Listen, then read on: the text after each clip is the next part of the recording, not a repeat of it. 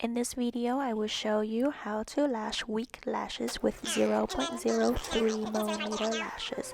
So as usual, I'm going to apply my glue potion to ensure the retention of the glue.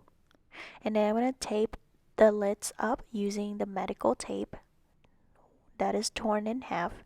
And in this set, I'm using size 12 and 13. Occasionally, I do throw in some 14 millimeter length in there, but because her lashes are so weak, so tiny and thin as you can see, but she wants dramatic volume, long lashes. So instead of using the D curl, I'm using the SC curl in here because the SC curl is the super curl. It will make the lashes look more curl, like more visible from the front. So that one is too long, so then I took that one out when I'm filling her lashes, and this is about 3 to 4 weeks. So as usual, I'm doing my group isolation, and I know that in this video it looks like I'm gluing it really close, but in reality it's only 0.5 millimeter. So as you can see, I'm only using about 4D to 5D fans with the 0.03 lashes because her lashes are so tiny. And I want my clients to be happy. We all do. So, yeah, so see that one? Because her lashes are so tiny, so it barely can hold like the 13 length in SC curl. So that the super curl 13 would equal to like a D11 or 12 because they're so curly. And with hers, she doesn't want the inner corners to be filled in, so I'm gonna leave the inner corners not being filled. And she wants the outer corners to be super filled in. So that's why with her outer corner lashes, I'm filling them all the way. And her lashes again, it's so weak and she wants volume. So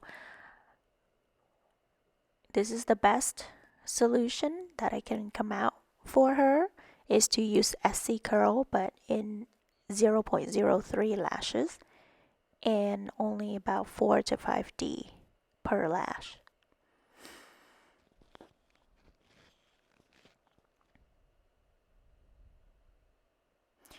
And again, when you're using the SC curl, because they're super curly, so the angle that you're trying to glue the extensions on might be a little bit harder just because they're so curly.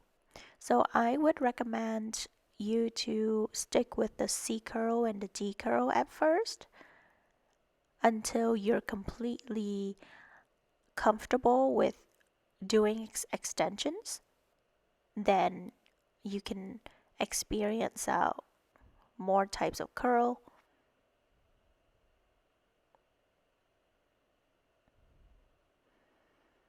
So that one is a little stuck.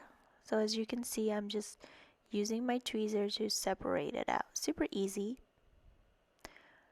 As long as one of your tweezer is holding on a lash and the other tweezer holding on the extension and sort of like banana peel, then you should be fine.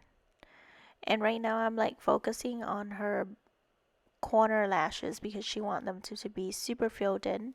And as you can see, I lifted up I lifted the eyelid up just to make sure that there are no bottom lashes peeking out because we don't want to glue the bottom lashes together either.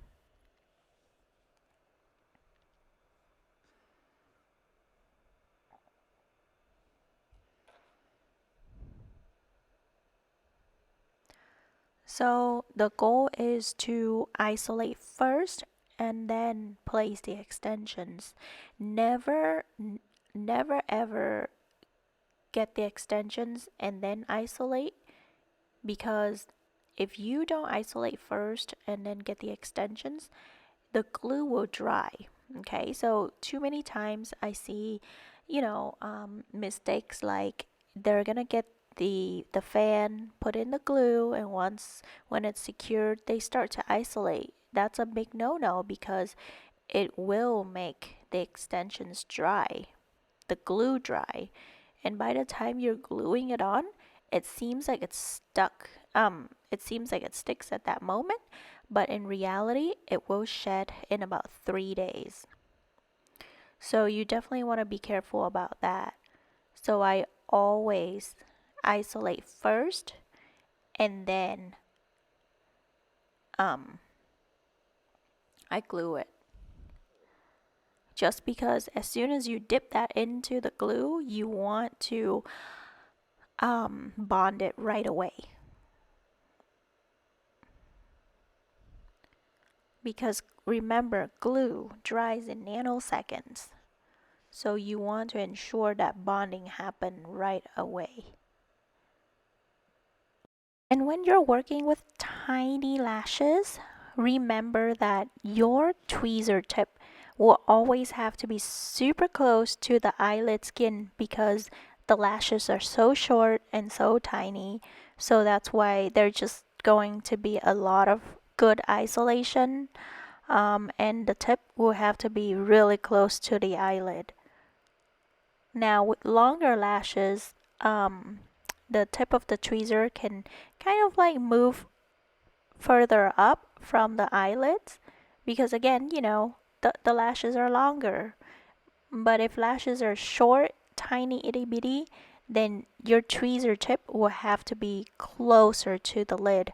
And noticing how I have my finger right there on the eyelid, I'm using my ring finger to manipulate the eyelid if I think that it needs to be, lifted a little bit more or just like in different angle.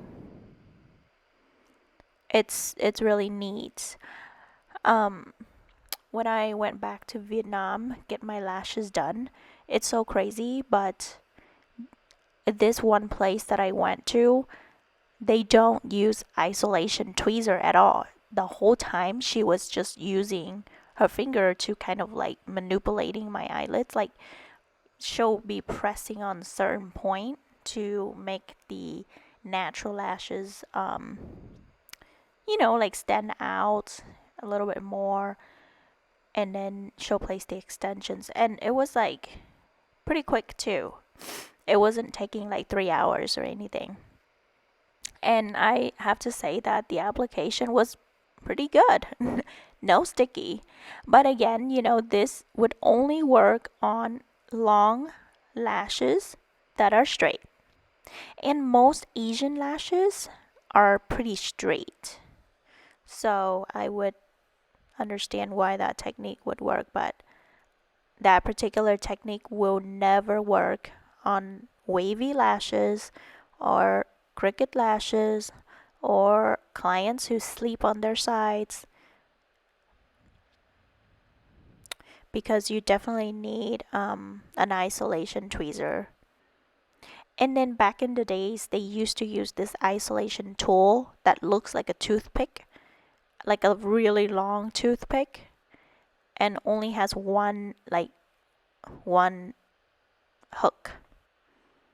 Now that I don't think works either because you can only move the lashes to either to the left or to the right in order to isolate. So I don't think that's very effective either. Nowadays we use the actual isolation tweezer. Actually not nowadays. It's been around for about 6 years. But yeah, that was back in the days what we used to use. There's my group isolation technique again. And see how I'm kind of like trying to use my finger to make it not stuck together and sort of just moving them over. That one is stuck, so I just kind of pop it out. And now I'm kind of like going through to see if there are, other lashes that can be lashed. And I'm getting ready to be done with this side. Just a few more lashes on like the very bottom layer. Now for lashes that are too baby, too fluff, like they literally look like they're just fluffs, I don't extend them because I want them to be able to grow. But the ones that are in the very small stage, like the first anagen stage, I also extend them if the clients don't have as many lashes. Like this client right here, they need all the lashes that we could get. But with clients who already have a lot of natural lashes, I don't lash the baby lashes. I kind of just leave them to be able to grow because they already have a lot of other natural lashes that I can lash.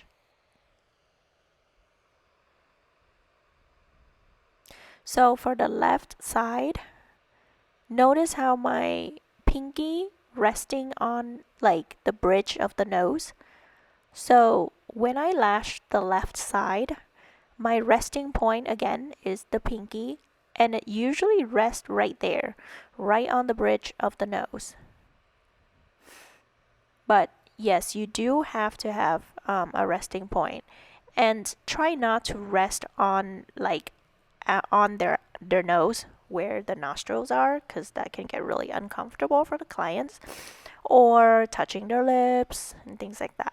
So you want to be careful on that aspect. A lot of time it also helps to tilt their head over to the right side a little bit more, so that way it helps with the position that you're lashing. When I first started lashing, I always lashed the left side first because the left side is the hardest side. So I wanted to get it over and done with. And after like X amount of years of like doing that, my left side always come out like more perfect than the right side. It's funny. But we all do. We always have one side turn out to be better than the other side. But of course our goal is to make them as symmetrical as possible. But yeah, just to let you guys know like some stories. There's my group isolation on the left eye.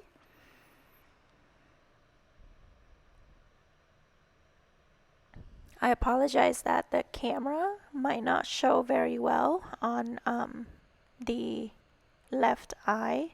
Sometimes my hand covers it, but at least you get an idea and you'll be able to see how I lash on the left eye with my my hand sort of like resting under the bridge of the nose, not pressing, but just kind of like just touching just enough weight so that way I can sort of manipulate my hand and move around.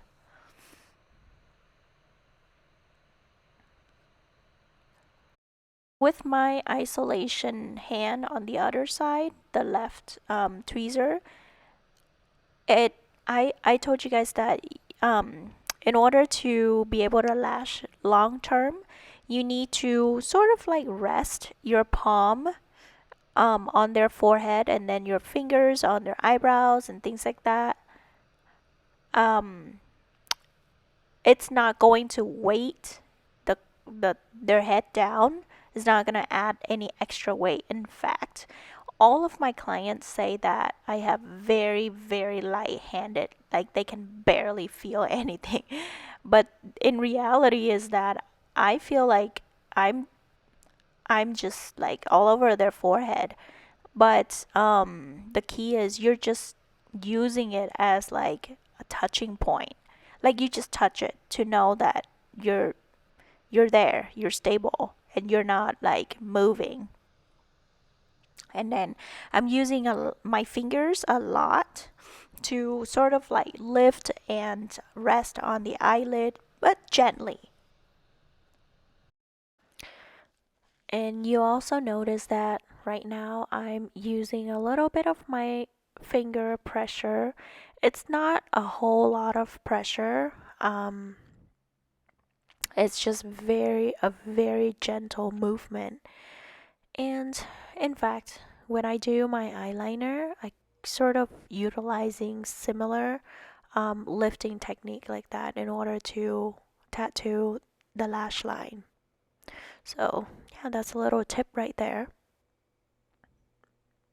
And I've been using this group isolation technique, the isolation with the finger, um, the lashing, the wispy technique, the my lash speed volume technique, and so on for years.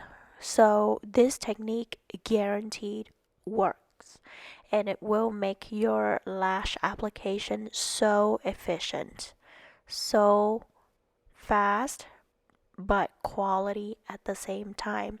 The only thing that I would require you on your end is your vision. You have to be able to see every single lash. When I lash, I wear a magnifying glasses, so that way I'm able to see every single lash. Now, if you don't have good vision and you can't really see all the lashes, this can be very challenging, because if you're applying this technique and you can't see every single lash clearly, you're definitely going to get the lashes stuck together because you're trying to do group isolation without seeing them clearly. So please, if your vision is restricting you from providing an excellent service, you definitely need to work on that. Either get reader glasses or wear magnifying glasses, or a more expensive option would be get LASIK. But um yeah, in order to do lash extensions, you really need good vision, number one. Number two, you kind of need like a good back. Like if you already have chronic back pain, you probably would um not be able to lash long term. Or if you do, you're just going to need to do, like more exercising or see a chiropractor or so on.